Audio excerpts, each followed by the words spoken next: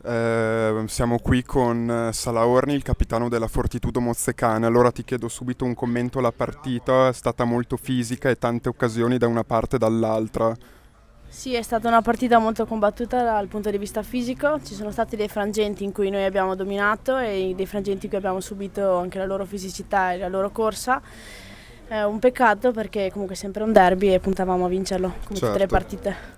Con che consapevolezza è uscita adesso per la prossima partita? Sicuramente con la consapevolezza che abbiamo affrontato una delle squadre più in forma e le abbiamo tenuto testa e quindi possiamo lavorare su questo e in vista delle prossime partite puntiamo a migliorare e a fare sempre meglio. Ringraziamo capitano Salaorni per le sue parole.